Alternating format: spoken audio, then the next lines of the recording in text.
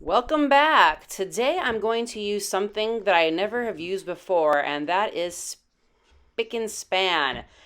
It looks like spick span. Maybe it's spick in span. I don't see the N. Anyway, so when I did the pantry over, I found a lot of cleaning supplies that I don't know who uses in the house. However, I thought, hey, let's try to use this stuff up.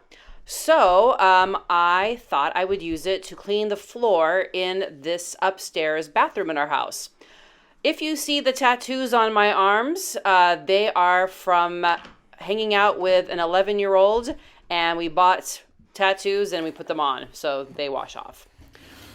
I didn't really measure the spick and span, and I didn't read the directions very well in the back, but I put some in, and the directions say you don't need to rinse off the soap.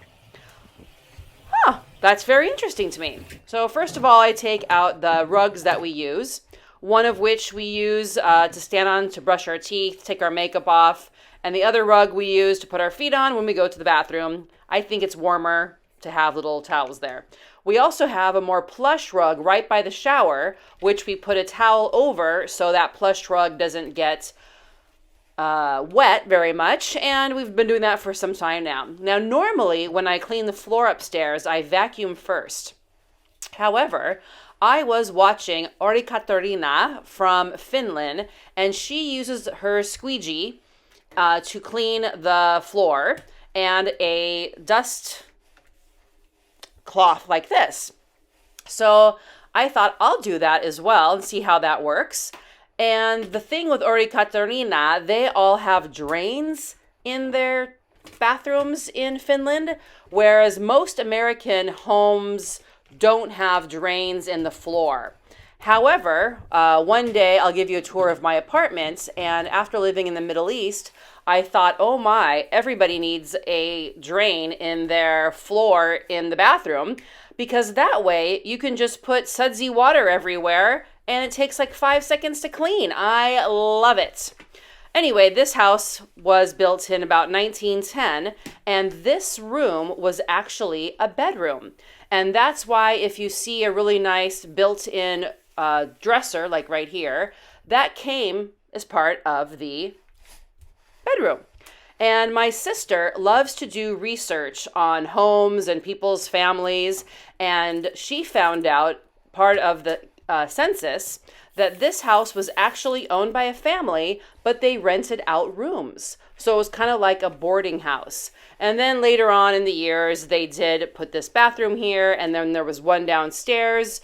And then we did the remodel in 2008. So the one downstairs that had a tub then just became a walk-in only because we added a primary bathroom in the primary bedroom. And then there's one, of course, upstairs in the rental units. So you can see me picking up the hair that's on the floor. I have relatively long hair, and so does my guest who was staying with me. Now, this flooring we have had in the bathroom for about 40 years. Since we've had this flooring for 40 years, I couldn't really tell if there was staining or if there was dirt ground in the tile. This is not tile, it's like linoleum. Anyway, so I cleaned it as well as I could a couple of times through, and it looked a lot better than it used to. Now, what I normally do up here, because the area is so small, is I use bleach wipes. I love bleach wipes, but I do think that it's a lot of paper product that one is kind of wasting when you use one or maybe 5 for a whole floor. So I thought I would use the Aurikatariina method, and I think it looks really great. Now here I'm putting on my socks because the floor is a little bit damp and I want to walk all over it and not leave footprints. I'm going underneath the sink area, and now I'm going to see how dirty the water is, and you will see it is not actually that dirty. And every time I clean out the blue dust rag, it just comes out so nicely. And also, you see, I am using my bare hands for this, and I have really sensitive skin. And I washed my hands off, and I took a shower later on. My hands feel great. There was no weird tingling or anything. So Spick and Span says you don't have to rinse the floor after you clean. And yeah, I think it turned out really nicely.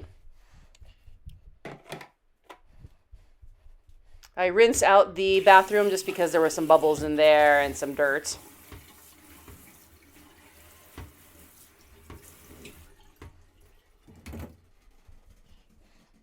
And I'm looking for some place to dry my hands off. I'm always looking for stuff. So here is what I usually use. And I'm testing to see if the floor was pretty clean. And I did a disservice because the only dirty part was around that little leg of the sink area.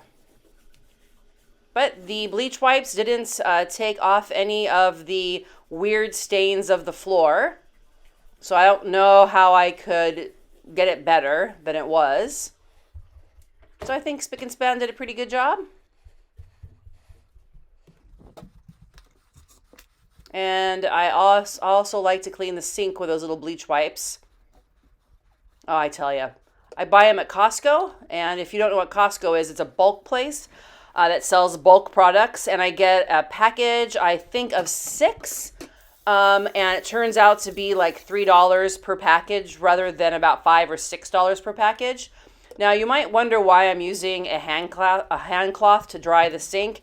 And that's because when I'm by myself, only one side gets, used. So I just dry it off and then I wash the towels and everything. So I washed the throw little rugs. Looks great. And now I'm going to put everything away.